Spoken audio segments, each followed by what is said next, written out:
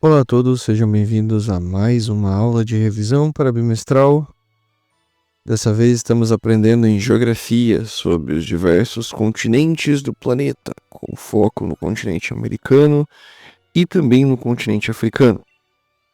Mas é claro, antes de darmos continuidade ao assunto dos continentes americanos, a apostila traz para nós alguns termos que nós precisamos ter muito bem marcados em nossa mente.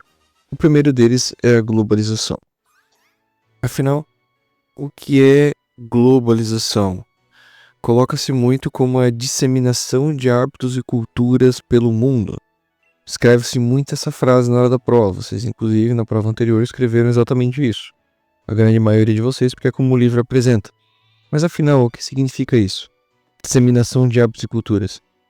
É quando vocês param para pensar que uma cultura, um meio de produção, uma forma de agir de um país influencia no outro, sem ser necessário uma guerra, apenas por relações comerciais entre eles.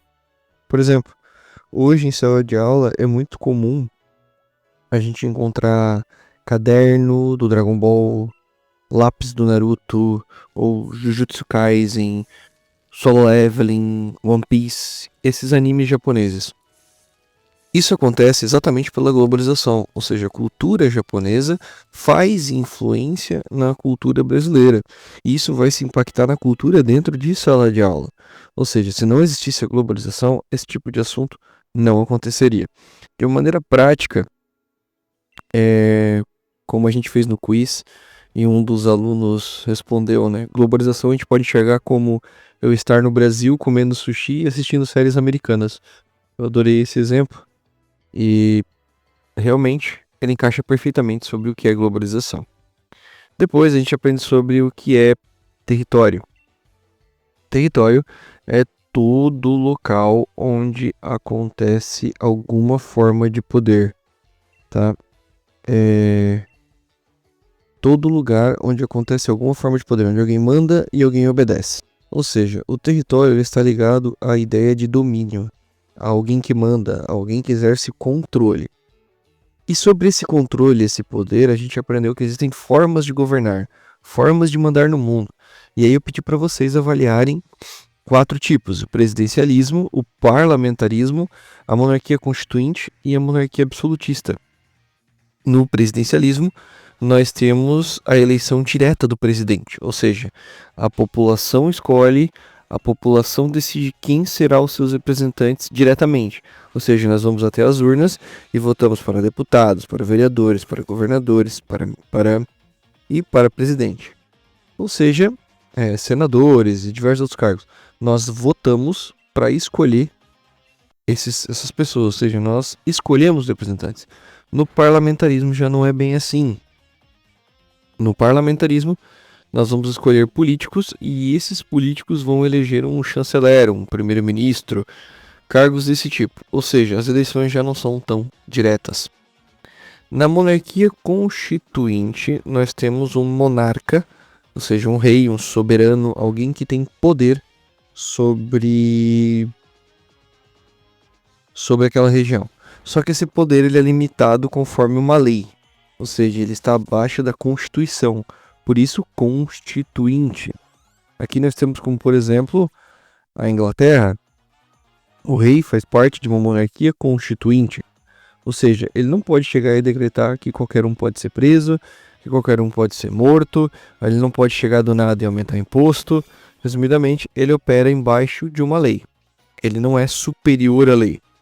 A função do rei muitas vezes é observar se não está acontecendo nenhum esquema de corrupção ou de roubo dentro do país por partes políticas.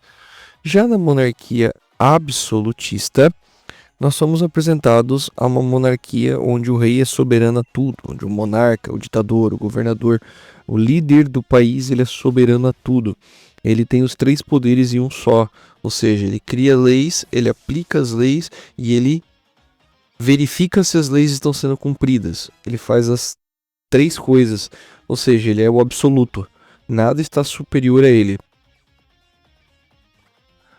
E aí, pessoal, quando a gente vai estudar sobre isso, né, a gente termina ali capítulo 1 e 2, a gente começa a entender um pouquinho sobre demografia da África, demografia da América. E eu até fiz aquela pergunta, né? É correto afirmar que o processo de industrialização na América do Norte foi favorecido pela abundância de recursos minerais? Então vamos lá.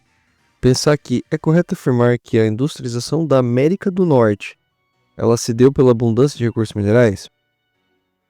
Ou seja, a gente lembra aqui muito do jogo Red Dead Redemption 2, aqueles filmes de faroeste, filmes desses tipos bem antigão dos Estados Unidos, em que a gente lembrava que tinha aquelas cenas de perseguição a trem e tava lá o trem levando ouro, ou o trem levando carvão, ou o trem levando ferro, e aí chegavam os bandidos a cavalo e eles iam tomar o trem e, sei lá, assaltar o trem, cena muito louca. Bem, nesse momento vocês têm que lembrar disso. Bom, para construir uma malha ferroviária, ou seja, para construir os trilhos do trem, vai muito dinheiro. Então foi necessário um investimento dos Estados Unidos, da Inglaterra, para aquela região, porque exatamente valia a pena se investir nisso. Valia a pena gastar dinheiro com isso. Por quê? Porque tinha uma abundância rica de minerais. E a gente sabe que o quê? As indústrias precisam de minerais. As indústrias precisam encontrar minerais para poder produzir. Vamos pensar o carro, o carro precisa de ferro, o carro precisa de alumínio, o carro precisa de diversos metais para ser produzido. As armas, as espadas, as facas de cozinha, ou seja, é necessário minérios. Então, sim, a industrialização da América do Norte foi favorecida pela mudança de recursos minerais encontrados na região. E isso aqui, pessoal, já é vamos dizer assim, um pré do que seria o próximo bimestre de vocês, tá? Deixa eu continuar aqui com vocês sobre o conteúdo. É engraçado porque isso vai ser já o próximo capítulo, tá? No capítulo 5 da apostila vai tratar mais sobre isso. Mas aqui a gente deu algumas pinceladas em sala de aula, então acredito eu que será bem tranquilo para vocês abordar sobre isso. Apenas usem a lógica de vocês que vocês vão ver que tá fácil. Na verdade, essa questão é extremamente fácil. Eu até já tô falando para vocês, então bem, se preparem. Pessoal, continuando aqui, o microfone ele deu uma pequena falhada, vamos dizer assim, tá? Esse capítulo 1, ele engata muito... Perdão, esse primeiro bimestre ele já engata muito no segundo. Então, é muito comum, vocês vão ver que agora, pô, professor, a gente está continuando falando desse conteúdo, a gente vai ver agora no segundo bimestre sobre exploração, sobre recursos hídricos, sobre migrações. Sim, exatamente, tá? Eles são bem grudados, ou seja, a gente vê deslocamentos populacionais, vemos que isso ocorre por pobreza. E a gente vai ver a partir de agora que, bom, muito do que está acontecendo agora se dá também pela destruição ambiental que os seres humanos estão causando, tá, diretamente no cenário mundial.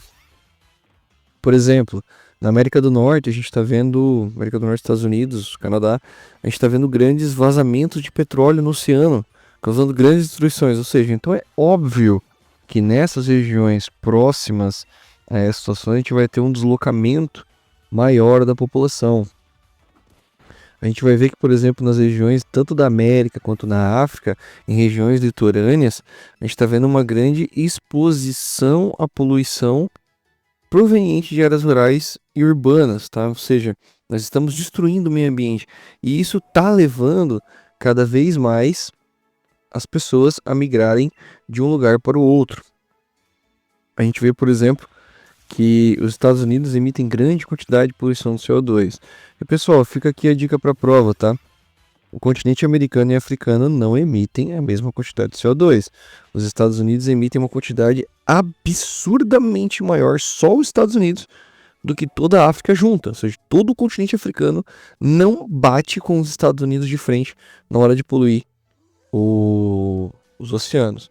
Uma outra dica para a prova, pessoal, a gente sabe que as regiões árticas, Polo Norte, Polo Sul, elas também estão sujeitas à poluição ambiental, ou seja, elas não estão sozinhas.